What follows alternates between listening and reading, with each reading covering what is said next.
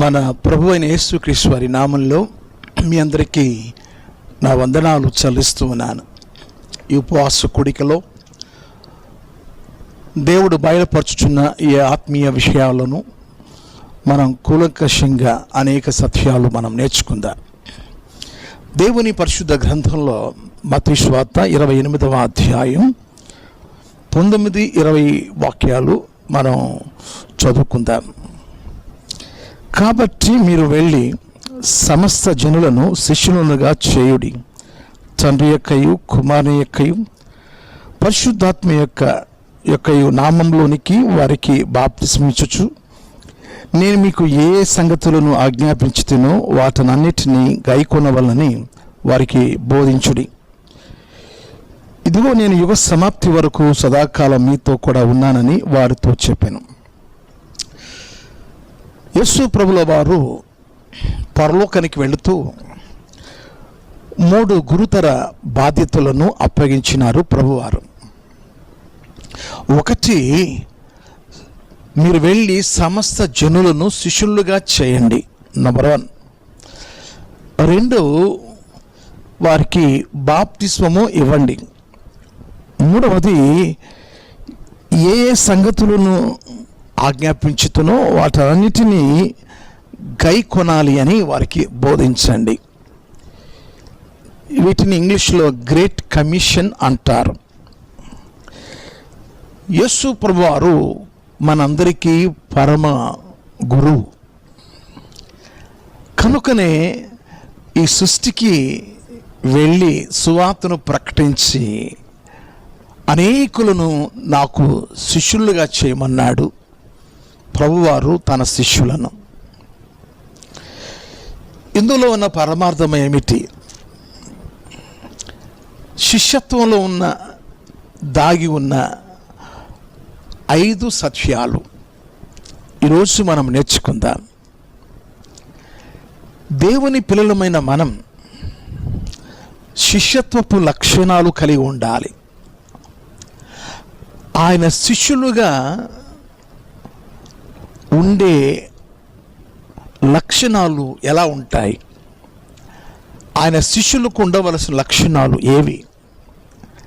ఈరోజు వివరంగా తెలుసుకుందాం. ఒక 5 మాత్రమే మీకు వివరిస్తాను. ఈరోజు మన జీవితంలో ఆయనకు శిష్యత్వం చేయాలని ఆయన కోరుచూ ఉన్నాడు. పాఠశాలలో ఉపాధ్యాయుడు పిల్లలకు పాఠాలు చెప్పుచున్నప్పుడు వారు శిష్యత్వంలో ఉన్నారు అని అర్థం. అలాగే తల్లిదండ్రుల దగ్గర పిల్లలు శిష్యత్వంలో ఉన్నారు అని అర్థం. అలాగే మందిరములో మనమంతా ఆయన దగ్గర శిష్యత్వంలో ఉన్నాము అని అర్థం. మనమంతా ఆయన శిష్యులుగా చేయాలని శిష్యులకు గురుతర బాధ్యతలను ఆయన అప్పగించారు. ఆ 3 మొదటిది మాత్రమే ఈరోజు మీకు వివరిస్తాను. మనలను ఆయనకు శిష్యులుగా చేయమని ఆ శిష్యత్వంలో దాగి ఉన్న సత్యాలను మనం తెలుసుకున్నప్పుడు ఆయన ఎందుకు శిష్యులుగా చేయమన్నాడు అనే విషయం మనకు సులువుగా అర్థమైపోతుంది.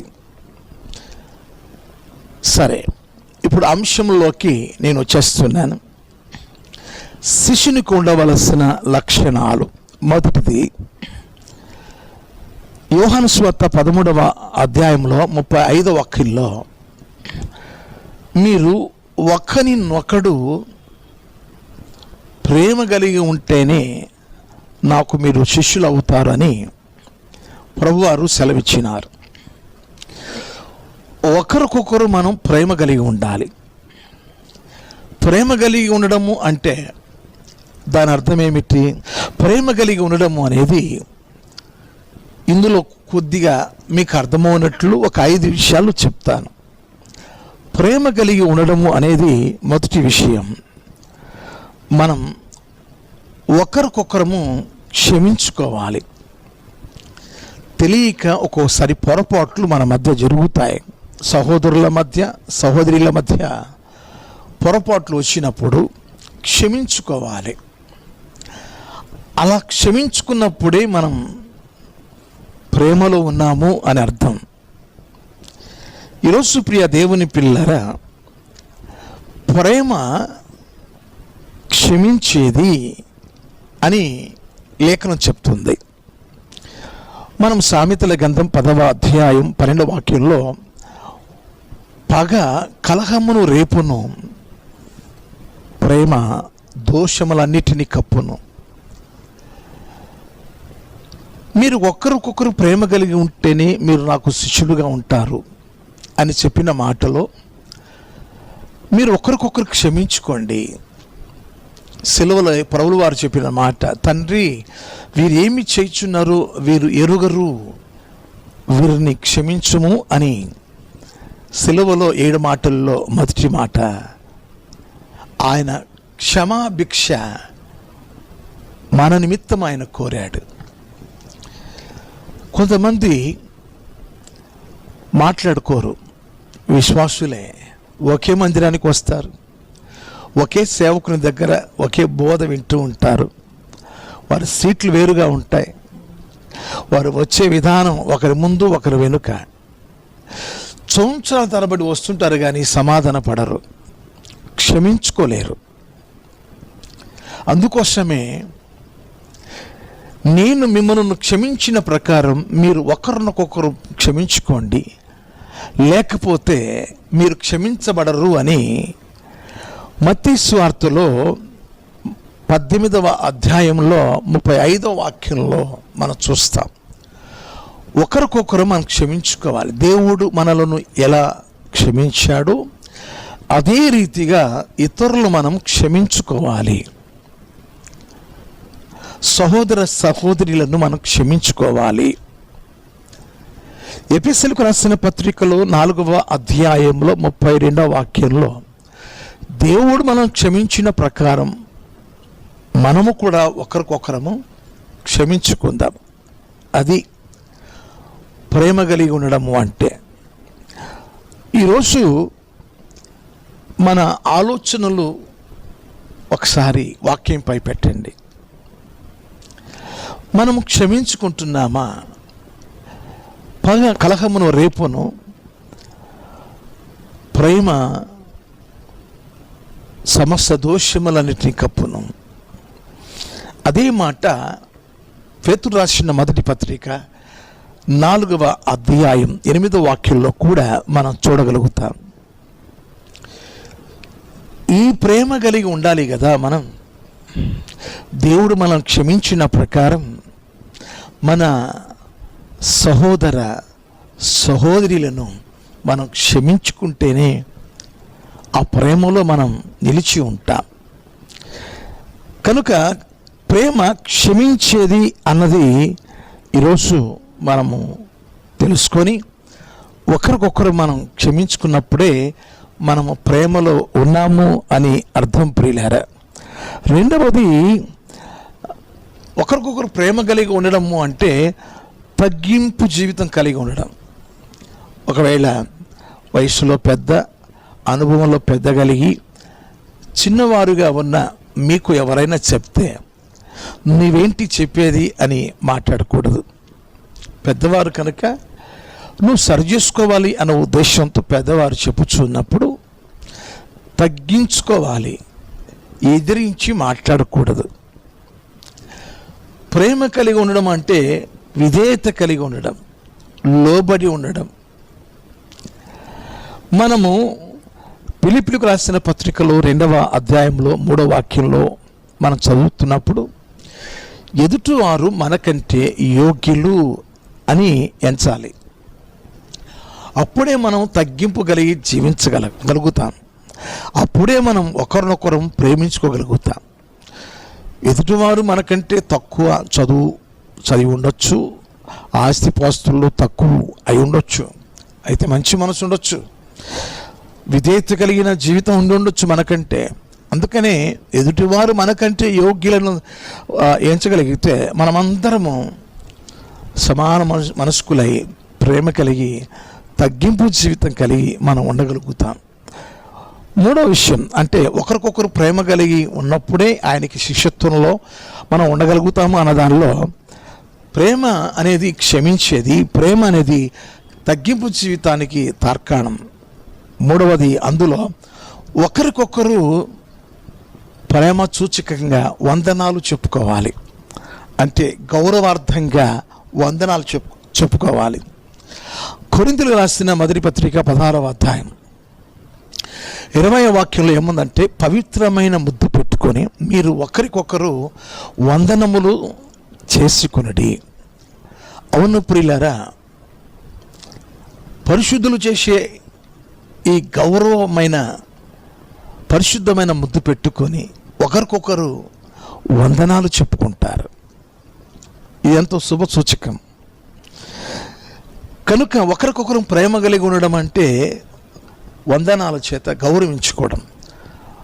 షాలోమ్ అంటారు కొన్ని సంస్థల వారు, కొన్ని సంస్థల మరణత అంటారు, కొన్ని సంస్థల వారు ప్రైజ్ ది లార్డ్ అంటారు, కొన్ని సంస్థల వారు వందనాలు అంటారు.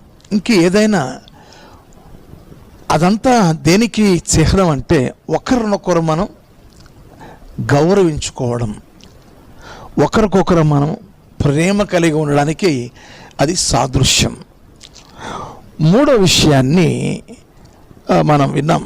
నాలుగో విషయం, యోహాను రాసిన మొదటి పత్రిక 3వ అధ్యాయం 16వ వాక్యంలో, క్రీస్తు మనల్ని ప్రాణం పోవునంతగా ప్రేమించినాడు, అలాగే మన సహోదరుల కొరకు మనము కూడా ప్రాణము పెట్ట బద్దులమై ఉన్నాం. ప్రాణం పెట్ట బద్దులమై ఉన్నాము అంటే మన సహోదరులు ఒక్కోసారి ప్రాణాపాయ పరిస్థితుల్లో ప్రమాదాల్లో చిక్కుకొని హాస్పిటల్ పాలైనప్పుడు, వారికి రక్తం తక్కువైనప్పుడు మనం రక్తదానము చేయడం చాలా మంచిది. ప్రాణం పెట్టబద్దులమై ఉన్నాము అంటే మనము రక్తం ఇవ్వగలిగితే మనం వారికి ప్రాణం పోసినంత పని, వారి కోసం ప్రాణం పెట్టినంత పని. కనుక అంతగా మనం మిక్కుటమైన ప్రేమ కలిగి, సహోదరి ప్రేమ కలిగి సంఘంలో అలా ప్రవర్తించాలి. ఆ తదుపరిగా 5వది, యాకోబు రాసిన పత్రిక 5వ అధ్యాయం 16వ వాక్యంలో, మీరు ఒకరి పాపములు ఒకరు ఒప్పుకోవాలి. అంటే ఎవరికైనా మీరు ఒక వ్యక్తి గురించి మీరు చెప్పినప్పుడు ఆ విన్న వ్యక్తి నీవు ఇలా ఎందుకు నా గురించి చెప్పావని నిలదీసి మాట్లాడినప్పుడు, అలా చెప్పకుండా బాగుండేది, నన్ను క్షమించు, తొందరపడి నేను అలా చెప్పేశానని అలా క్షమాపణ కోరుకొని సరి చేసుకోవాలి, కానీ నేను అలా చెప్పలేదు అని తప్పుకోకూడదు. మనం ఒకరి పాపాలు ఒకళ్ళు ఒప్పుకోవాలి. మన ఎడల ఇటువంటి పొరపాట్లు జరుగుతున్నప్పుడు క్షమాపణ కోరుకుంటే మంచిది. ఒకరి పాపాలు ఒకరు ఒప్పుకోవాలి. అప్పుడే మనం క్షమించబడతాం, అప్పుడే ఆశీర్వాదాలు మనం పొందగలుగుతాం. అప్పుడు విశ్వాస సహితమైన ప్రార్థన బహు స్వస్థత ఇవ్వడం కాకుండా బహు బలముగా ఉంటుందని లేఖనంలో ఉంది. అంటే యథార్థంగా ఉండాలి, ఒకరికొకరు మనం యథార్థంగా ఉండాలి. ఈరోజు 10 సంవత్సరాలు 20 సంవత్సరాలు సంఘాలలో అనుభవాలు ఉంటాయి, కానీ ఒకరిది ఒక పార్టీ అన్నట్టు చీలికలు తీసుకొస్తూ ఉంటారు, ఒక గ్రూపుగా తయారు చేస్తారు, గ్రూపులుగా మందిరాలలో సహవాసం చేస్తూ ఉంటారు. ప్రియ దేవుని పిల్లల, ప్రార్థన గుంపులైతే పర్వాలా, అవి హానికరంగా ఉండకూడదు. ఆ గ్రూపులు సంఘాన్ని చీల్చే విధంగా ఉండకూడదు. కనుక ఒకరినొకరు ప్రేమ కలిగి ఉండడం అంటే క్షమించే గుణం లక్షణాలు కలిగి ఉండాలి, తగ్గింపు జీవితం కలిగి ఉండాలి, వందనాలతో గౌరవించుకోవాలి. ఆ తర్వాత ప్రాణం పెట్టే స్థితిలో మనం ఉండాలి. ఒకరికొకరము యథార్థంగా ఉండాలి. ఇది ఒకరినొకరు ప్రేమించుకోవడము. అలా ఉంటేనే మీరు నాకు శిష్యులు అవుతారని ప్రభువు సెలవిచ్చిన మాట అది. రెండవ శిష్యులకు ఉండవలసిన లక్షణాలలో రెండవది మీకు వివరిస్తూ ఉన్నాను. యోహాను సువార్త 8వ అధ్యాయం 31వ వాక్యం. ఎవడు నా వాక్యం మీద నిలిచి ఉంటాడో వాడు నాకు శిష్యుడుగా ఉంటాడు. అతడు సత్యమునందు స్వతంత్రుడుగా ఉంటాడు. ఎవరైతే వాక్యం మీద వారి జీవితాలను కట్టుకుంటారో, వాక్యం మీద వారు ప్రవర్తిస్తారో, వాక్య అనుసారంగా జీవిస్తారో వాడు నాకు శిష్యుడు అవుతాడు. వాక్యాలు వింటున్నాం. విన్న వాక్యం మన జీవితంలో సార్థకత అయి ఉండాలి. వాక్య ప్రకారంగా మన జీవితం ఉండాలి. యోహాను సువార్త 15వ అధ్యాయం 7వ వాక్యంలో, నేను ఎవని యందు నిలిచి ఉంటాను, ఎవని యందు నా మాటలు నిలిచి ఉండునో వాడు ఏమి అడిగినా అది నేను చేస్తాను అని ప్రభువు సెలవిచ్చారు. ఎవని యందు నా మాటలు నిలిచి ఉంటాయో వాడు బహుగా ఫలిస్తాడని, ఏమి కావాలో వారికి అనుగ్రహించబడతాదని ప్రభు చెప్పారు. వాక్యం మీద మనము నిలబడగలిగితే, అలా ప్రవర్తించగలిగితే, అలా మన జీవితంలో నెరవేర్చగలిగితే ఆయన శిష్యత్వంలో మనం జీవించగలుగుతాం. ఈరోజు క్రీస్తునందు నా ప్రియ దేవుని పిల్లలారా, వాక్యం అంటే సత్యం. ఈ సత్యం మనం స్వీకరించినప్పుడు, ఈ వాక్యాన్ని మనం గైకున్నప్పుడు, ఆ వాక్యం మనల్ని పవిత్రులుగా చేస్తుంది, నీతిమంతులుగా చేస్తుంది. యేసు ప్రభు వారిని చంపడానికి తిరుగుతున్నారు యూదులు. అక్కడ ఉన్న మాట యోహాను సువార్త 8వ అధ్యాయంలో 37వ వాక్యంలో మనం చదువుకున్నప్పుడు యేసు ప్రభు వారు యూదులతో ఏమన్నారంటే, మీ యందు నా వాక్యమునకు చోటు లేదు గనుక మీరు నన్ను చంపుటకు మీరు నన్ను వెతుకుచున్నారు. ఎవరి యందు దేవుని వాక్యం ఉండదో వారి జీవితంలో పగ, ద్వేషము, అసూయ, కక్ష ఇవి ఉంటాయి. అంటే వాక్యము మనల్ని నిమ్మళపరుస్తుంది, సమాధానపరుస్తుంది, పాపము లేని పరిశుద్ధులుగా చేస్తుంది. అందుకోసమే మీరు వాక్యమందు నిలిచి ఉంటేనే మీరు నాకు శిష్యులుగా జీవించగలుగుతారు. 37వ కీర్తన 31వ వాక్యాన్ని చదివినప్పుడు, వారి యందు దేవుని ధర్మశాస్త్రము ఉంది, అంటే వారి హృదయమందు దేవుని ధర్మశాస్త్రం ఉంది కనుక వారి అడుగులు జారు అని ఉంది. అంటే దేవుని వాక్యం మన హృదయంలో ఉన్నప్పుడు మనం పరిశుద్ధంగా ప్రవర్తించగలుగుతాం. 40వ కీర్తనలో కూడా ఒక మాట ఉంటుంది ప్రియులరా. 40వ కీర్తనలో 8వ వాక్యంలో ఏముంటుందంటే, అయా నీ చిత్తానుసారంగా ప్రవర్తించుటకు నాకు నేర్పించము, నా ఆంతర్యములో నీ ధర్మశాస్త్రమున్నది. దేవుని యొక్క ధర్మశాస్త్రము మన ఆంతర్యంలో దాచుకోవాలి. 119వ కీర్తన 11వ వాక్యంలో, నీ వాక్యము నా హృదయంలో ఉంది కనుక నేను ఏ పాపము చేయను. అంటే వాక్యము పాపము చేయనివ్వదు. నేను నీ ఎదుట ఏ పాపం చేయకుండానట్లు నా హృదయమందు నీ వాక్యమును ఉంచుకొని ఉన్నాను. ఆ వాక్యమే మనల్ని ప్రకాశింపచేసేది, మనల్ని వెలిగింపచేసేది, మనల్ని పవిత్రులుగా కాపాడేది. ఆ వాక్యమే మనకు రహదారిగా మార్గం చూపేది, మనం ఎలా జీవించాలో హితోపదేశం అందించేది ఆయన వాక్యం. ఈరోజు మీరు సర్వసృష్టికి వెళ్ళి సమస్త జనులను నాకు శిష్యులుగా చేయమని ప్రభుల వారు తన శిష్యులను గురుతర బాధ్యతలతో పంపించినప్పుడు, ఈ మూడింటిలో మొదటిది మనము కూడా ఆయన శిష్యత్వంలో మనం ఎదిగేటట్టు ఉండాలి. శిష్యులకు ఉండవలసిన లక్షణాలలో 2 లక్షణాల గురించి మీకు చెప్పడం జరిగింది.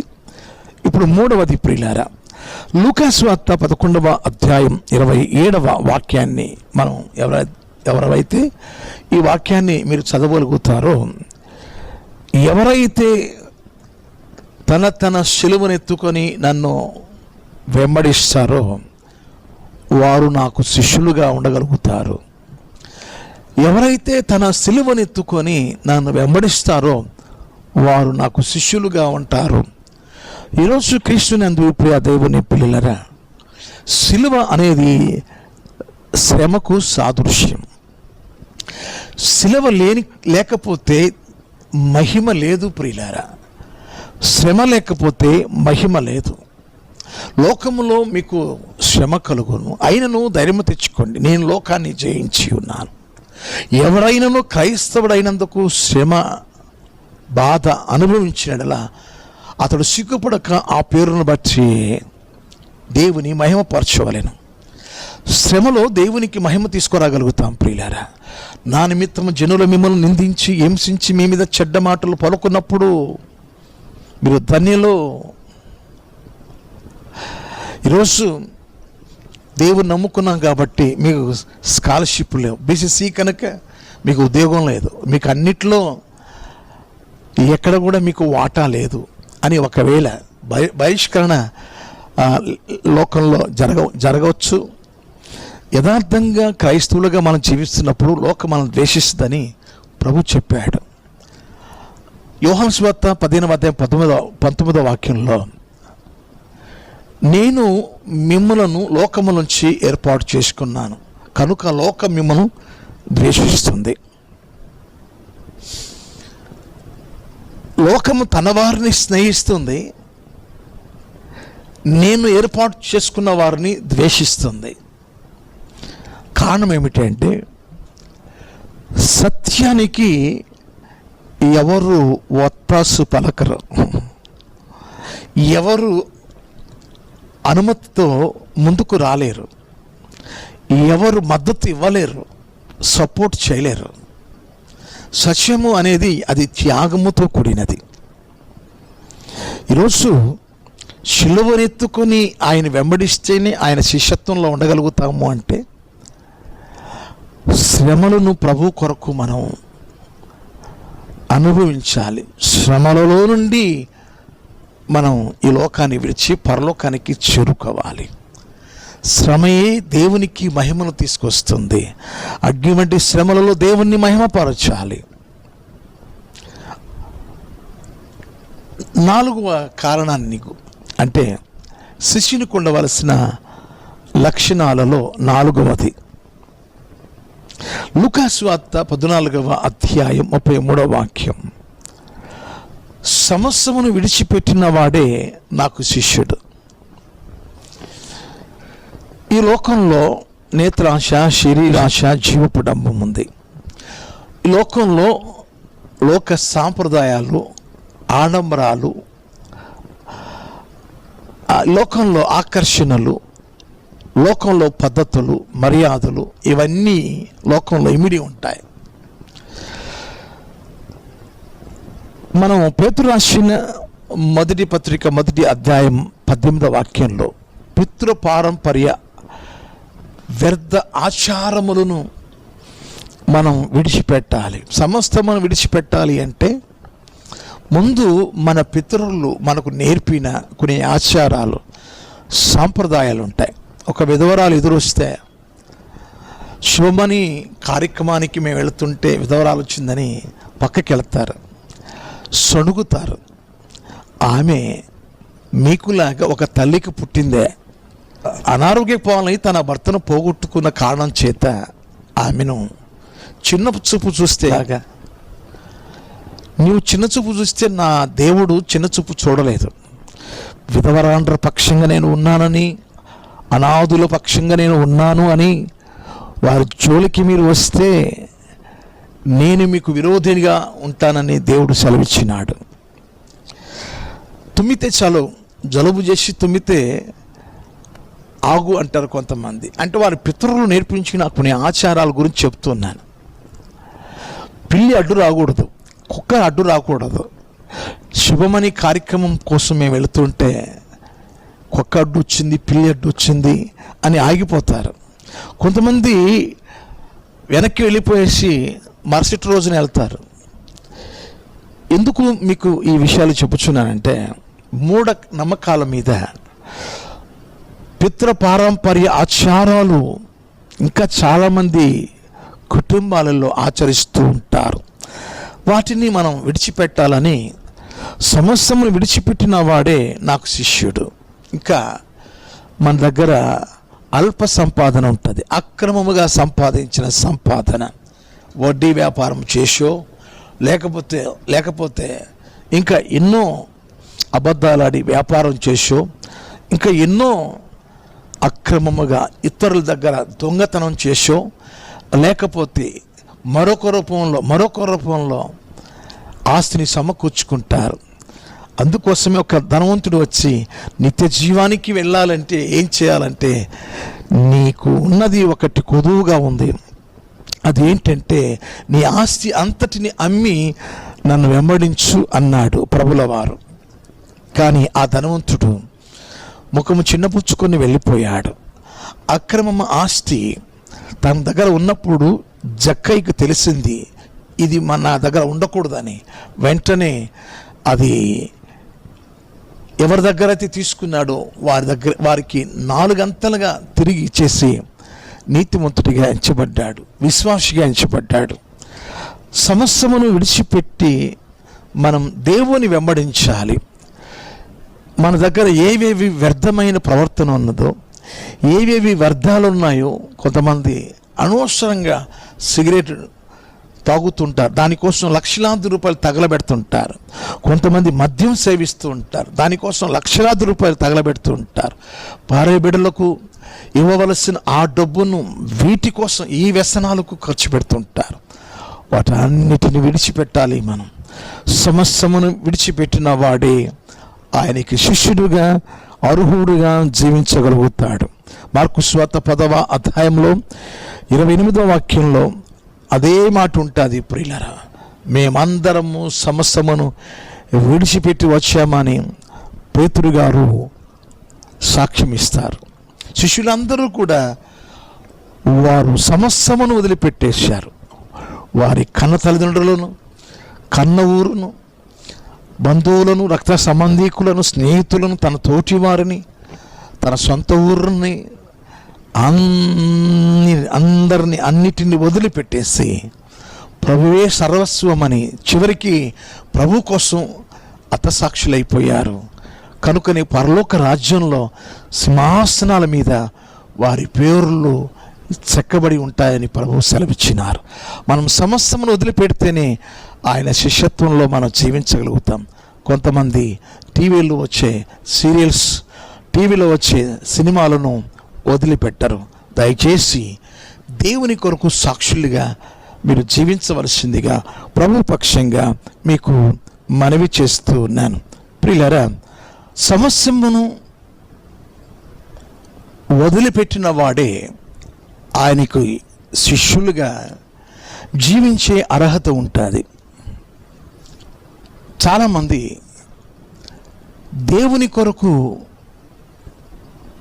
తన ఊరిని వదిలిపెట్టరు, తన ఆస్తిపాస్తులను వదిలిపెట్టరు, తనకున్నవన్నీ కూడా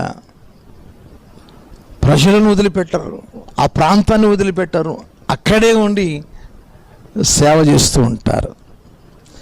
దేవుని చేత పంపించబడిన ఆ ప్రాంతానికి ఎవరైనా సేవకులు వస్తే ఆ సేవకులను అక్కడ ప్రజలు అనుసరించక, అక్కడే పుట్టి అక్కడే పెరిగి దేవుడు నన్ను సేవకు పిలిచాడని ఇక ఆ రక్త సంబంధికులను, ఆ ఇంటి పేరట వాళ్ళను ఒక గ్రూపుగా చేసి ఒక సంఘాన్ని కట్టుకొని అక్కడే నేను సేవకుడిని, నేను అభిషేకించబడ్డానని అటువంటి సేవకులు, అటువంటి సంఘాలు నేటి పుట్టగొడుగులాగా లేచి ఉన్నాయి. దేవుడు పంపించబడిన దైవ సేవకులను కనుమరుగు చేసేస్తున్నారు. తర్వాత శిష్యులుగా ఉండడానికి 5 లక్షణాలలో చివరి లక్షణం, 5వ లక్షణం, యెషయా గ్రంథం 50వ అధ్యాయం 4వ వాక్యంలో శిష్యునికి ఉండవలసిన అతి శ్రేష్టమైన లక్షణం వినుబుద్ధి. ఎవరైతే వినగలిగిన వినుబుద్ధి కలిగి ఉంటారో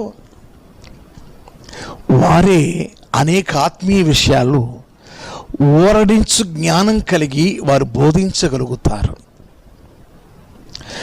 మాట్లాడడానికి నిదానించాలి, వినడానికి వేగిరపడాలి అని లేఖనం చెప్తుంది. మనం మాట్లాడడానికి నిదానించి వినడానికి వేగిరపడితేనే శిష్యత్వంలో మనం ఉండగలుగుతాం.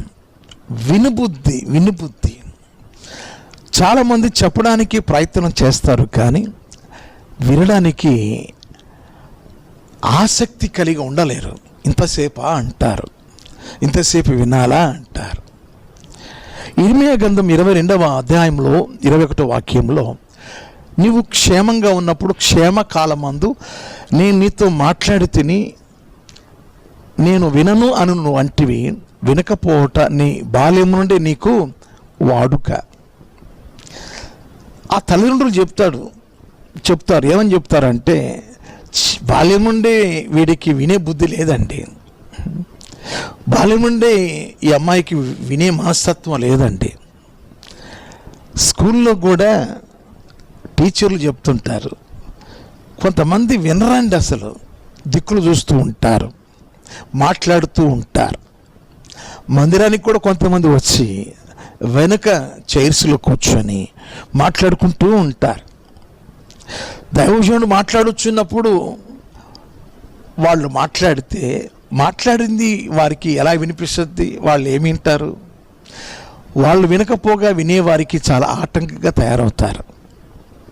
ఈరోజు ప్రియ దేవుని పిల్లరా, ఎవరికైతే వినే మనస్సు ఉంటుందో వారు శిష్యత్వంలో ఉంటారు.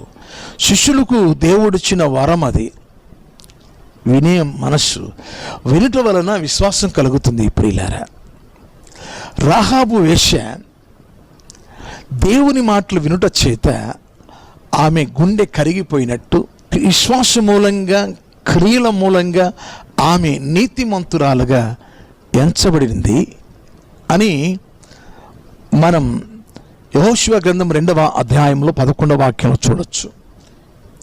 యాకోబు రాసిన పత్రికలో కూడా 2వ అధ్యాయంలో మనం చూడగలుగుతాం. ప్రియులారా, యాకోబు రాసిన పత్రిక 2వ అధ్యాయంలో 24, 25 వచనాల్లో మనం చూడొచ్చు. వినడం ద్వారా ఒక్క వేశ్య నీతిమంతురాలుగా తీర్చబడింది, అంటే ఆమె క్రియలు మారిపోయాయి. అందుకనే సమూయేలు మొదటి గ్రంథం 15వ అధ్యాయంలో 22వ వాక్యంలో వినుట అనేది శ్రేష్టమైనది. మార్త అనేకమైన విస్తారమైన పనుల చేత ప్రభు బోధ వినలేకపోయింది. యేసయ్య పాదముల దగ్గర మరియా ఆయన చెప్పుచున్న బోధ వింటూ ఉంది. ప్రభు చెప్పాడు, మరియా ఉత్తమమైనది ఎన్నిక చేసుకుంది, అది ఎవరు తీసివేయలేనిది, అది ఉత్తమమైనది. ఏది? ఆయన వాక్యం వినడం, అది శ్రేష్టమైనది. దేవుని వాక్యం వినుట వలన మేలు అని ఉంది. ప్రియులారా, అయ్యో ఇశ్రాయేలు నా మాట వినుట ఎంత మేలు అని ప్రభు చెప్పినాడు. దేవుని మాట వినడంలో గొప్ప ఆశీర్వాదం ఉంది. నా మాట వింటాడండి నా కుమారుడు, నా కుమార్తె నా మాట వింటుంది, కనుకనే వారి జీవితంలో దీవించబడతారు. ఈరోజు క్రీస్తునందు నా ప్రియ దేవుని పిల్లలారా, మనమందరము వినే లక్షణం కలిగిన వారంగా ఉంటే భవిష్యత్తులో బహుగా దీవించగలుగుతాం. 100% మార్కులు వచ్చిన ఆ స్టూడెంట్ని మీరు అడగండి, అతడు ఎప్పుడు కూడా వినే మనస్తత్వం కలిగిన వాడు అని అర్థం. విని రాసుకున్నది చదివితే ఆ విషయాలు నిలిచిపోతాయి. వినే విషయాలు మనం రాసుకోవాలి. అది ఇర్మీయా గ్రంథం 30వ అధ్యాయంలో 3వ వాక్యంలో ఉంది. నేను మీతో చెప్పుచున్న మాటలను ఒక పుస్తకంలో రాసుకోవాలి. ఈరోజు క్రీస్తునందు నా ప్రియ దేవుని పిల్లరా, వెనుకపోవటం వలన చాలా నష్టాలు ఉన్నాయి ప్రియులారా, చాలా నష్టాలు ఉన్నాయి. ప్రభు దర్శన కాలమందు నువ్వు ఎరగకుంటివే. వెనుకపోవటం వలన అనేక మంది జీవితాలు నాశనం అయిపోయినాయి. వినటం వలన అనేక మంది జీవితాలు కట్టబడ్డాయి. మనం నిర్గమకాండం 23వ అధ్యాయంలో 21, 22 వాక్యాల్లో ఆయన సన్నిధిని, ఆయన మాటలు జాగ్రత్తగా వినాలి అని 2 సార్లు రాయబడింది అక్కడ. ఆయన మాటలు జాగ్రత్తగా వినాలి. జాగ్రత్తగా వింటే మిమ్మల్ని ఎవరు ద్వేషిస్తున్నారో వారికి నేను విరోధిగా ఉంటాను, ఎవరు మీకు శత్రువులుగా ఉన్నారు వారికి నేను శత్రువుని అవుతాను. దేవుని మాట వినటం వలన కాపుదల ఉంది. దేవుని మాట వినటం వలన ద్వితీయోపదేశకాండం 28వ అధ్యాయం 1 నుండి 14 వాక్యాలు మనం చదువుతున్నప్పుడు 27 ఆశీర్వాదాలు ఉన్నాయి. ఆయన మాటలను మనము మన జీవితంలో చూపగలిగితే, విని ఆ ప్రకారంగా జీవించగలిగితే, విని ఆ ప్రకారంగా మన క్రియలు ఆ ప్రకారంగా జీవింపగలిగితే ఆశీర్వాదాలు ఉన్నాయి. మంచిది ప్రియులారా, ఈరోజు దేవుడు మనకిచ్చిన ఈ మంచి శ్రేష్టమైన సమయాన్ని బట్టి నేను ప్రభువుని ఎంతగానో స్తుతిస్తూ ఉన్నాను. చాలామంది పెద్దలు ఏమంటారంటే, గురువును మించిన శిష్యుడండి అంటారు, తండ్రికి మించిన తనయుడు అండి అంటారు. ఇది పెద్దల సూక్తి. కానీ దేవాతి దేవుడు ఏమంటున్నాడంటే, మత్తయి సువార్త 10వ అధ్యాయంలో 24వ వాక్యంలో, శిష్యుడు బోధకుడు కంటే గొప్పవాడు కాడు, దాసుడు యజమాని కంటే గొప్పవాడు కాడు. గురువు గురువే, శిష్యుడు శిష్యుడే. చాలామంది గురువును మించిన శిష్యుడు అండి ఎలా అవుతాడు? గురువు గారి బోధనల చేత, గురువు గారి యొక్క విద్య చేత, గురువు గారి యొక్క నైపుణ్యత చేత అతడు అంతటోడు అయ్యాడు. అక్కడి నుంచే కదా వచ్చాడు, అక్కడ కదా నేర్చుకున్నాడు. నేర్చుకున్నది చక్కగా మంచిగా నేర్చుకున్నాడు కనుక ఒక భవిష్యత్తు వచ్చింది. గురువును మించిన శిష్యుడు ఎలా అవుతాడు? ప్రభు చెప్పాడు, శిష్యుడు బోధకుని కంటే గొప్పవాడు కాడు, గురువు కంటే గొప్పవాడు కాడు. తండ్రికి పుట్టినవాడు తనయుడు తండ్రి కంటే గొప్పవాడు ఎలా అవుతాడు? కాడు. తండ్రి కదా జన్మనిచ్చింది, తండ్రి ద్వారా కదా వాడు పుట్టాడు. తండ్రి కంటే గొప్పవాడు ఎలా అవుతాడు? తండ్రిని సన్మానించాలి, గౌరవించాలి. కనుక ఈ విషయాలు మీకు శిష్యునికి ఉండవలసిన 5 లక్షణాలు, అనగా ఒకరికొకరు ప్రేమ కలిగి ఉండాలని, ఆయన వాక్యం ముందు నిలిచి ఉండాలని, సిలువనెత్తుకొని ఆయన వెంబడించాలని, సమస్తమును ఏవేవి విడిచిపెట్టాలో వాటిని విడిచిపెట్టాలని, 5వది వినుబుద్ధి కలిగి మనం దీవించబడాలని మనం విన్నాం. అయితే చివరిగా ఈ మాట చెప్పేసి నేను విరమిస్తాను ప్రియులారా. ఎబ్రీ రాసిన పత్రికలో ఓ చక్కని మాట, 2వ అధ్యాయం 1వ వాక్యాన్ని నేను చదువుతూ ఉన్నాను.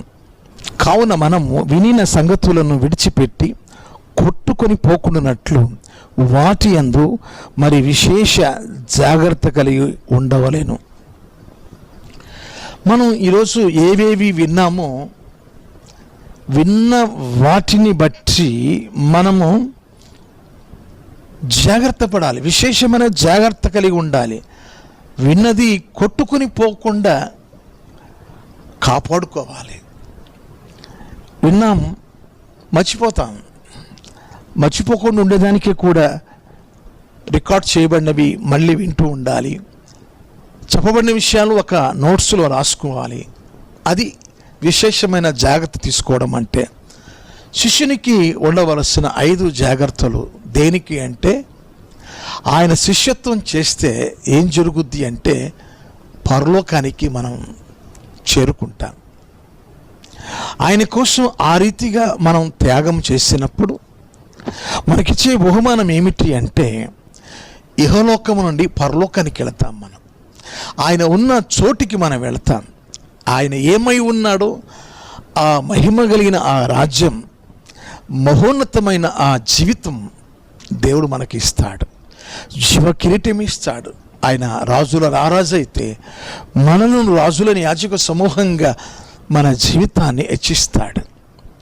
మహిమలోకి మనం తీసుకువెళ్తాడు. ధవళ సింహాసనం మీద ఆసీనుడై ఆ దేవాది దేవుడు నిత్యం పరిశుద్ధుడు పరిశుద్ధుడని కొనియాడబడుచున్న ఆ దైవరాజ్యంలో చేరడం శిష్యత్వం చేయాలి. ఈ శిష్యత్వం ద్వారానే అది సాధ్యమవుతుంది. అట్టి కృప దేవుడు మనకందరికీ అనుగ్రహించి ఆశీర్వదించును గాక. May God bless you. మీకు నా వందనాలు. Thank you.